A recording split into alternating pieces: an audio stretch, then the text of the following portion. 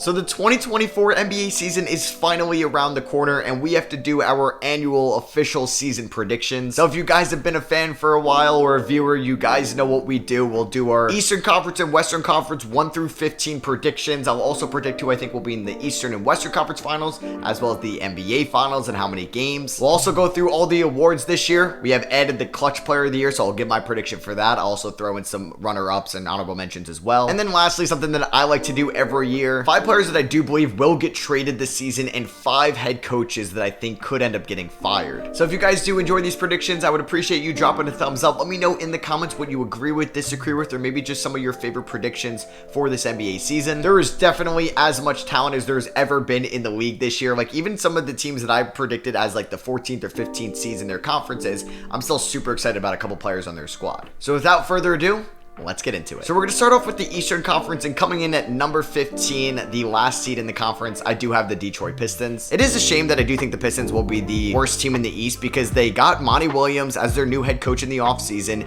Cade Cunningham's going to be healthy. They drafted Osor Thompson. I'm expecting a big jump from Jaden Ivey and Jalen Duren in their second seasons. And I like Bojan Bogdanovic as a veteran on that squad too, but it's just there's so much talent in the NBA that even if you have a bunch of nice young players, you could still be one of the worst teams in your conference. So I do expect at some point that the Pistons will trade some of their veteran players, but really their seed does not matter this year. It's really just about the development of their young core. Coming in at number 14, we have the Charlotte Hornets. This would definitely be a very disappointing season for the Charlotte Hornets, but I don't really think that they got that much better in the offseason. I like Brandon Miller. I like Nick Smith Jr. I don't know how much of an impact that they're going to make in their rookie seasons. Hopefully we'll get a fully healthy LaMelo Ball season and a year 2 jump from Mark Williams, but when you just stack up this team against the rest of the Eastern Conference, it doesn't really move me. Coming in at number 13, we have the Washington Wizards, a team that traded away Kristaps Porzingis and Bradley Beal in the offseason. So yeah, this team is entering a quote-unquote rebuild, but I do think that they're going to be relatively competitive in the Eastern Conference still, could maybe even flirt with a play-in tournament appearance. They're going to get plenty of offense out of Kyle Kuzma, Jordan Poole, and Corey Kispert. I do think that Denny Avdija could break out this year. I love Daniel Gafford as their center to set some screens, rebound, and be a lob threat, and I'm also a huge fan, as you guys know, of Tyus Jones as a lead floor general. I do think that there'll be some bright spots from this Washington Wizards team this year. I just really couldn't put them any higher on this list. Coming in at number 12, we have the Orlando Magic. This could be a slightly disappointing finish for the Magic if they weren't to make the play-in tournament, but I think like the Pistons, a big thing for the Magic this year is just to see their young core develop, see Franz Wagner take that year 3 jump, see Paolo Banchero emerge as a rising young star in the league in his second season, and find out who you could build around those 2 players with. Is it going to be Markelle Fultz for the future, Wendell Carter Jr., Jonathan Isaac, Jalen Suggs, Jett Howard, Cole Anthony, Anthony Black? Like, there's plenty of young talent on this Magic squad. You just have to figure out this season who's going to be sticking around here for the next 3 or so years. And coming in as the team that I do think will miss out on the play-in tournament entirely, it is the Brooklyn Nets. So yeah, they made the playoffs in 2023. I have them missing the play-in tournament in 2024. It's a shame too because the Brooklyn Nets do not have their first round pick this year, and I love Mikal Bridges as a number 1 this season. I think he's going to be so much fun to watch on both ends of the floor and could be a top 20 guy just on pure output in the 2024 season.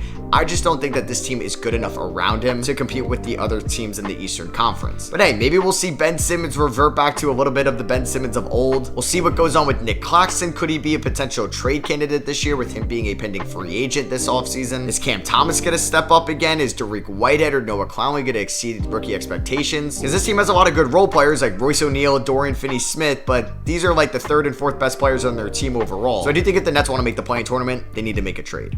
So at number 10, I do have the Chicago Bulls making the last spot in the play-in tournament. I do wish the Chicago Bulls did what the Washington Wizards or Portland Trailblazers did in the offseason and traded some of their top guys, because I do think that there is a case for this Bulls season where it goes horribly wrong because DeMar DeRozan isn't getting any younger, same with Nikola Vucevic, and while Zach LaVine is playing like a top 35 player in the NBA and had an incredible 2023 season, I don't know how much of a ceiling raiser he could be for this Bulls team. Are we ever going to see Patrick Williams break out at all? But I do think that Kobe White is going to have a big season. I like that re-signing move from them.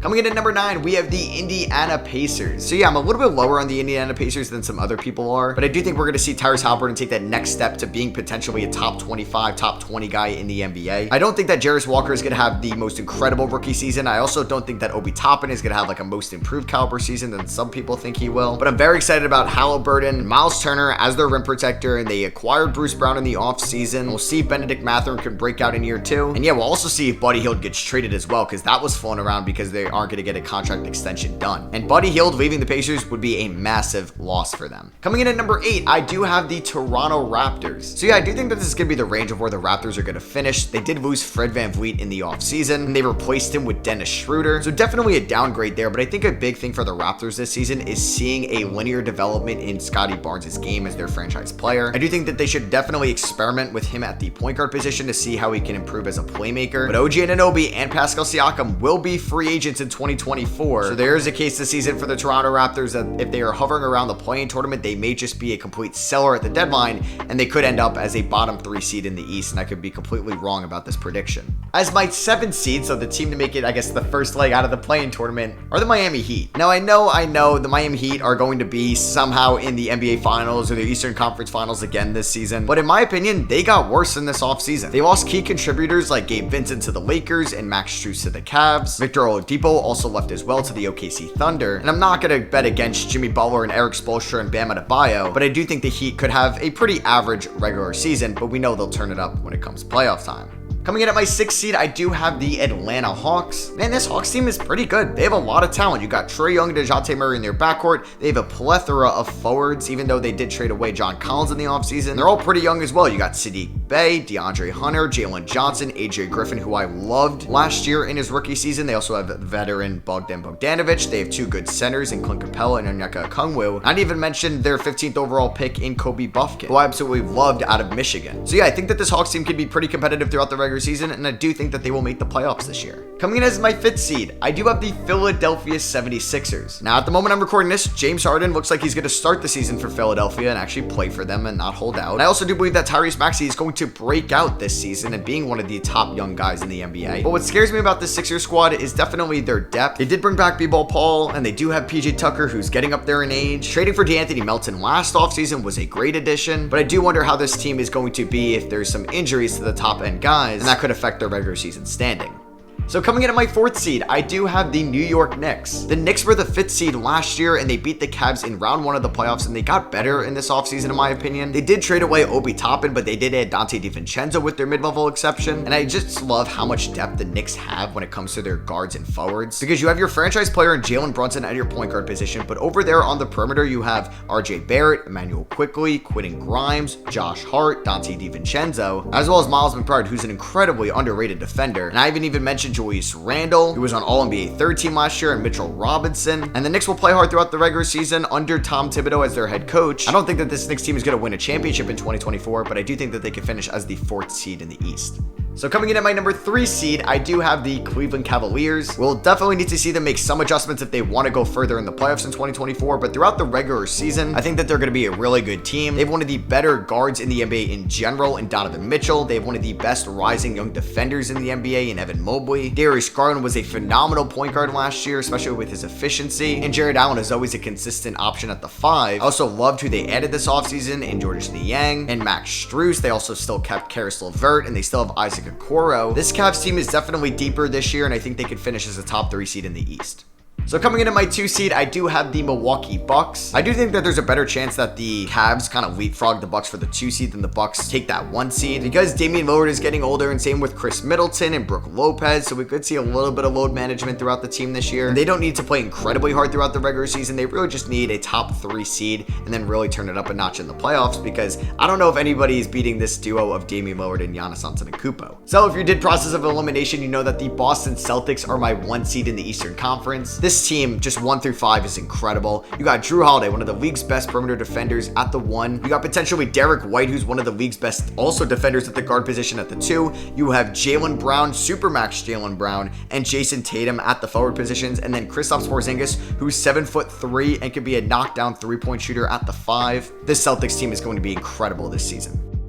Alright, so those were my Eastern Conference standing predictions throughout the regular season. Now let's get into the West. So coming in as my 15th seed in the West, I do have the San Antonio Spurs. And I mentioned this in the beginning of the video, like the Spurs as the 15th seed sounds kind of wrong because they have great young talent in Victor Wembanyama, Devin Vassell, Keldon Johnson, Jeremy Sohan, under Greg Popovich. But I just think there's so much talent in the NBA that I just got to put somebody at the 15th spot. Seeding definitely doesn't matter for the Spurs this season. They just need to see some good progression out of their young guys. Obviously, all eyes are on Wemby this year. So coming as my 14th seed, I do have the Portland Trailblazers, a team that just traded away Damian Lillard. And I really like this Portland Trailblazers squad as well. They have a lot of good NBA talent with DeAndre Ayton, Malcolm Brogdon, Robert Williams, Jeremy Grant, as well as some young guards and wings like Shaedon Sharpe, Anthony Simons, and the number 3 overall pick, Scoot Henderson. I'm just predicting that the Portland Trailblazers will eventually make a trade at some point in this season, either maybe shipping off Malcolm Brogdon or Robert Williams, and that can kind of skew where they're going to finish in the standings. But hey, there's definitely a scenario where the Trailblazers are a play-in tournament team.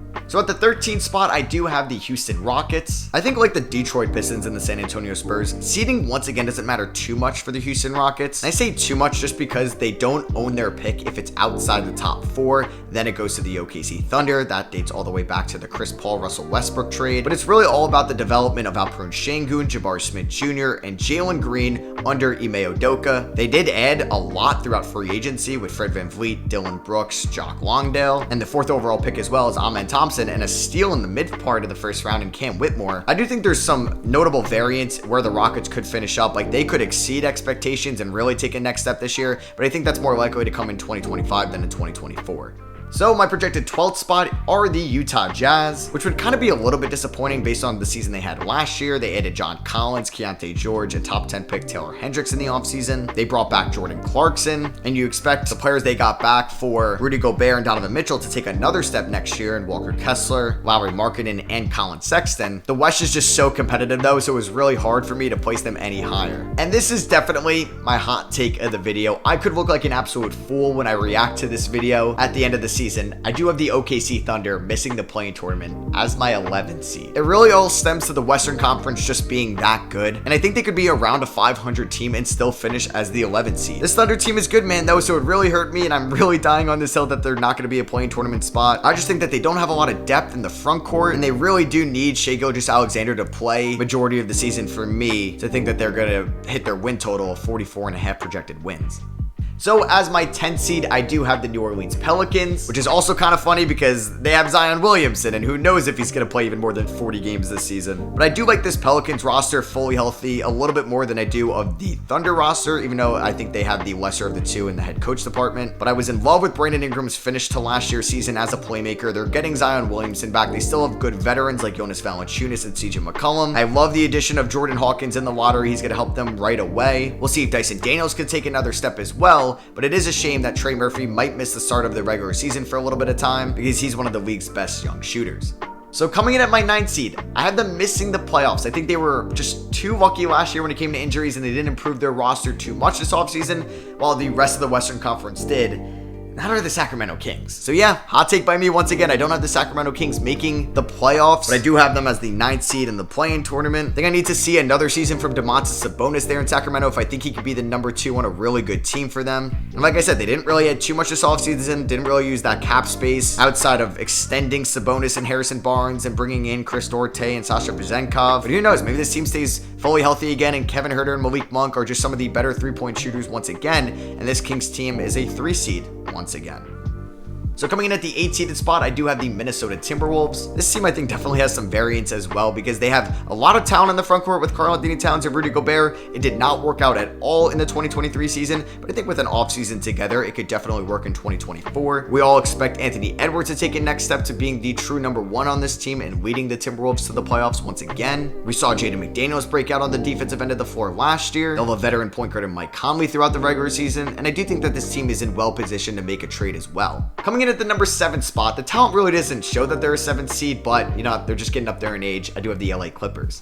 So I think the LA Clippers, if fully healthy, could 100% win an NBA title, but we really haven't seen that since the bubble, so I'm not going to put that into my prediction. I'm calculating that either Paul George or Kawhi Leonard will miss some time this year, and that could hurt them in the seeding, so I have them at number 7. Maybe they make a trade for James Harden, and I would adjust that a little bit, but the Western Conference is very competitive. Kawhi Leonard is no longer a top 5 guy in the NBA. You could say Paul George is no longer a top 10 guy in the NBA, and they're both trending in the wrong direction. Coming in at my 6th seed, I do have the Dallas Mavericks, a team that completely missed the play-in tournament last year, but they're going to be getting a full season of Kyrie Irving and Luka Doncic together. I love what they did in the draft, adding Rashawn Holmes, Olivier Maxence Prosper, and Derek Lively. I'm expecting another jump from Josh Green and Jaden Hardy this year, and I love them using their mid-level exception on Grant Williams as well. Coming in at the 5th seed, I do have the Golden State Warriors. This is actually a seed up from where the Warriors finished last year. And talk about variances, they could also have an extreme variance with them getting up there in age of the big 3, courtesy of the Splash Bros and Draymond Green. They didn't add too much this offseason as well. They only really added Brandon Podziemski throughout the draft, but this team has some well-rounded talent. Like I'd even mention Andrew Wiggins or Kevon Looney. But let's hope we could see a breakout season from Jonathan Kuminga. Coming at the 4th seed, I do have the LA Lakers. I do think the LA Lakers are actually better than the team I had ahead of them. I just think that they're going to be a little bit worse throughout the regular season. But as we saw last year, that didn't really matter. They made it to the Western Conference Finals as a 7th seed, and the Lakers got much better in the offseason. They re-signed Austin Reeves. They added Gabe Vincent, Taurean Prince, and Jackson Hayes. They drafted Jalen Hood-Schifino and Maxwell Lewis. They also re-signed Jared Vanderbilt as well and D'Angelo Russell. They also picked up Christian Wood late in the offseason as well. I really like this Lakers team, and they could definitely withstand injuries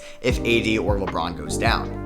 Coming in at the 3 seed, and that's with the suspension of Ja Morant, I do have the Memphis Grizzlies. So an extreme hot take by me once again, but I do think that Taylor Jenkins is the most underrated head coach in the league. The Grizzlies last year were the 2 seed with everything going on the court and off the court. They're going to be getting Steven Adams and Brandon Clark back fully healthy, and they also traded for Marcus Smart in the offseason as well. I do think that this team is going to be so good once Ja Morant is back, because you have Ja Morant, one of the elite offensive point guards in the league, at the 1. You have Marcus Smart, so good defensively at the 2. Desmond Bane, such an elite scorer and shooter at the 3. Triple J, who won DPOY last year, at the 4. And Steven Adams at the 5. This is a damn good Grizzlies team at full strength. Coming in at the 2 seed, I do have the Phoenix Suns. I do think that the Suns addressed their depth problem incredibly well after acquiring Bradley Beal. They signed guys to a bunch of veteran minimums like Yuta Watanabe, Eric Gordon, Chimezie Metu, Josh Okogie. And while I don't love the DeAndre Ayton for Yusuf Nurkic swap, I do love that they also got Nasir Little and Grayson Allen in that trade as well, who could be huge parts of their bench. And they like the addition of Frank Vogel as their coach this offseason. And lastly, as my number 1 seed in the Western Conference throughout the regular season, I do have the Denver Nuggets, the reigning NBA champions. The Nuggets did lose Bruce Brown to the Indiana Pacers, and they will definitely feel that, but I think we could see a jump from Christian Brown this year. I love the addition of Julian Strawther, Jalen Pickett, and Hunter Tyson throughout the draft, and they still have Nikola Jokic, who in my opinion is the best player in the NBA.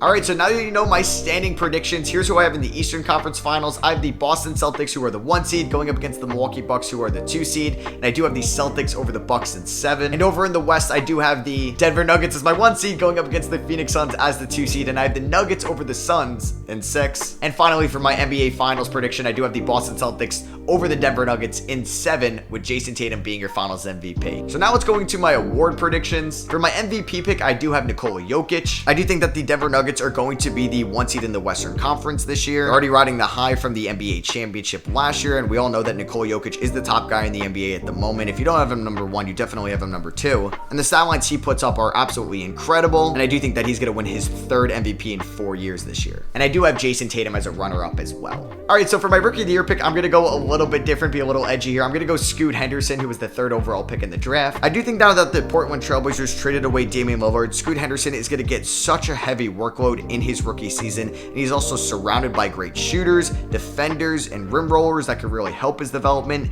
and stats in year 1. So that's why I'm predicting Scoot Henderson to win Rookie of the Year. And I do have Wembanyama as my runner-up. I know a lot of people also include Chet Holmgren and Brandon Miller, but I do like Keontae George as a potential dark horse to win Rookie of the Year too. So for my 6th man of the year, I'm going with Emmanuel Quickley, who finished runner-up last year. And it does look like that RJ Barrett will be starting alongside Josh Hart this year. So if Emmanuel Quickley does play north of 60 games off the bench, I do think he's finally going to win that 6th man of the year award that some people thought he should have won last year over Malcolm Brogdon. And we don't know fully if they're coming off the bench yet, but 2 runner-ups that I do like are Derek White of the Boston Celtics and Malcolm Brogdon of the Portland Trailblazers. So for my Defensive Player of the Year pick, I do think it's going to be a first-time winner, and I'm picking Bam Adebayo to finally win the award. I feel like Bam Adebayo has been in the conversation to win the award like every year for the last 3, but he never really got it. So I do think he'll have a little bit of the narrative on his side this year, like Joel Embiid did for MVP last year. But he's really going to have a tough field to go up against. There's so many elite rim protectors that could win this award. And for my runner-up, I am choosing Evan Mobley, but I wouldn't be surprised if Triple J won it again, or if Rudy Gobert got back into the mix.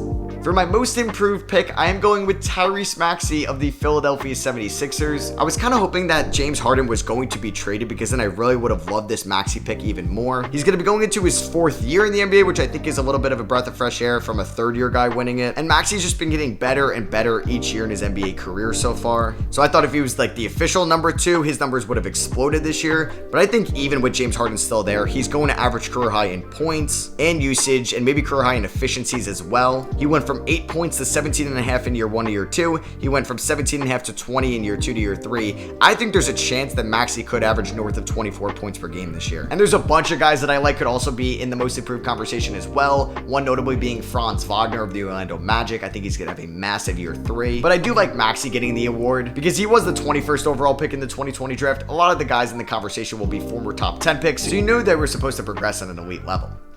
So for my clutch player of the year pick, I'm going to go with Luka Doncic. I do think that the Mavericks are going to be so much better in 2024, so Luka's going to really have more opportunities to really just be a clutch player for the Dallas Mavericks. We all know that he's the #1 guy, even with Kyrie Irving there, so I do think that there's going to be a huge opportunity for him to really get a crazy amount of clutch opportunities. And somebody I do like to also get that award as well is Damian Lillard, who's also going to get a lot more playing time and clutch opportunities for a winning team.